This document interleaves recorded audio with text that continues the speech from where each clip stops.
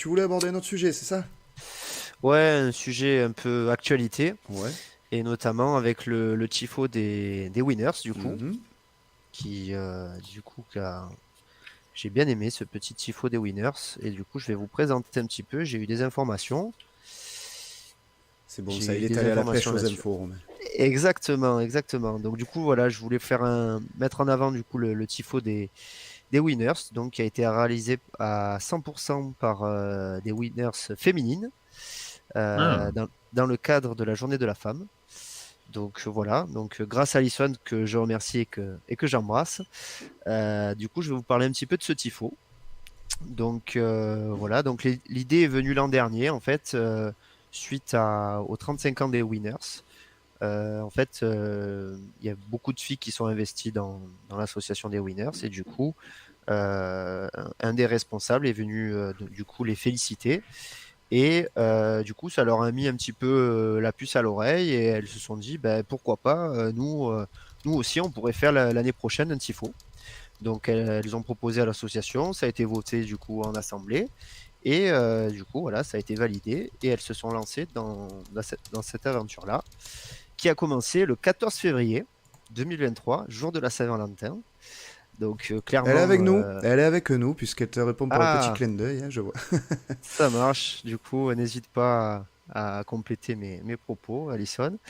Du coup, voilà, donc clairement, leur Valentin, c'était l'OM, ce 14 février. Donc, elles ont débuté au Parc Chano pendant 6 jours d'affilée. Donc, elles ont travaillé matin et soir. Donc, elles ont commencé à tracer le tifo, faire les contours, les peintures. Donc, voilà, elles se sont données à fond. Ensuite, du coup, elles ont réalisé, juste pour info, c'est peut-être une autre photo du tifo. Alors, je peux pas les faire Dans, défiler comme ça à la mano, je suis désolé, dans mais son ensemble, dans son ensemble. Mais du coup, voilà, en fait, j'en ai sur Internet. le tifo des winners, du coup, était divisé en trois parties. Donc, on avait la supportrice Je le vois bien. avec l'écharpe. On le verra peut-être un peu mieux ici. Voilà, exactement. Donc, du coup, donc, on a la supportrice avec l'écharpe pour la première partie. Ensuite, il y avait un message sur le côté où il y avait écrit, du coup, toutes et tous unis sous les mêmes couleurs. Et la dernière partie où avec les sets de table où il y avait écrit Winners. Donc voilà. Donc c'était un tifo en trois parties. Donc le message, lui, il a été réalisé au local des Winners pendant 2 jours. Donc voilà. Donc elles ont fait ça. Donc elles étaient une dizaine à réaliser le tifo. hmm. Voilà. Ensuite, pour la partie haute, pareil. Donc, du coup, comme je vous dis, il y avait écrit inscrit winners. Donc, elles ont roulé les sets de table à la fois au Parc Chano, mais aussi au local des Winners.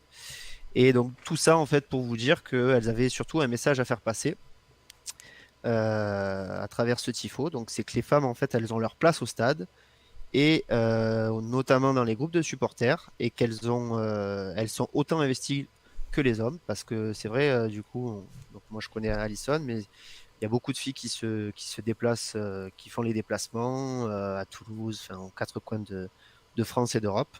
Donc voilà, du coup, moi, je voulais leur tirer un grand coup de chapeau. Donc à Anissa, à Marine, Agathe, Chloé, Emeline, Marie, Clara, Manon, Marilyn, Aurélie et Alison. Voilà, Mhm. je voulais leur donner un petit coup de chapeau pour l'implication. Et également rappeler que dans les virages, ben, on est tous confondus, tout âge confondu. Je dis nous parce que voilà, Julien, Axel et moi-même, on est dans les virages.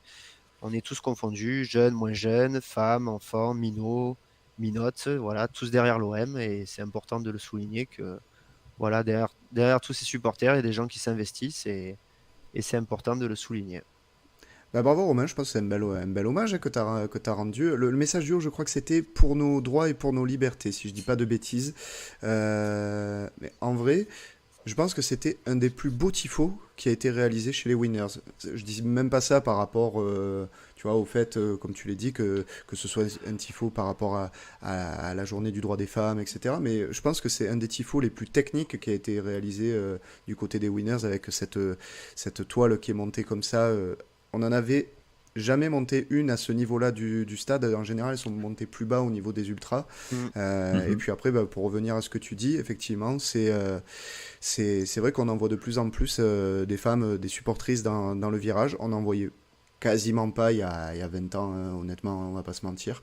Et on en voit de plus en plus, donc ça fait plaisir de voir que il y a du monde. Enfin voilà, tout le monde est derrière l'OM, et de toute façon c'est bien ça l'essentiel. Merci en tout cas Alison dans le chat pour ta Combien de temps il a présence. fallu pour le faire, le tifo? Elles ont commencé le 14 février et elles ont terminé la veille du coup du match. Donc Quasiment un mois, c'était quoi. quasiment un mois. Quasiment un C'est mois. genre tous les jours ou quoi, en semaine? Tu sais à peu près le rythme que Alors, elles ont bossé les 6 premiers jours. Du coup, c'était en gros, c'était de 10h du matin jusqu'à 2h de l'après-midi. C'était un petit peu entrecoupé. Et après, elles reprenaient de 18h jusqu'à minuit. Donc ouais, sur leur temps libre, c'est C'est du boulot. Hein. un sacré taf. Exactement. Bravo. Non, c'est un joli taf. Et moi, c'est juste un truc, ça devrait même pas être un sujet. Tu sais, le fait que ça soit des femmes qui a réussi à faire ça. C'était la symbolique après. Oui, non, bien sûr, c'est la symbolique, mais pour moi, tout le monde est égaux, quoi. Tu vois, il n'y a pas de.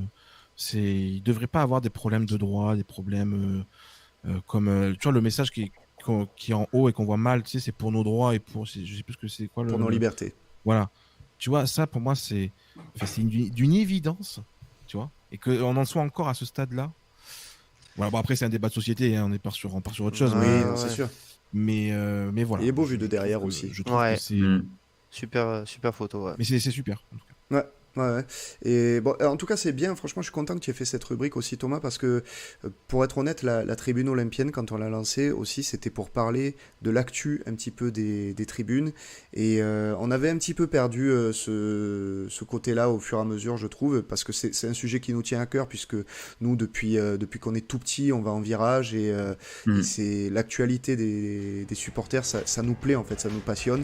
Donc, du coup, voilà, ça fait du bien d'en parler aussi, mais merci Romain, et merci aussi à Alison pour sa présence pendant l'émission, durant le chat.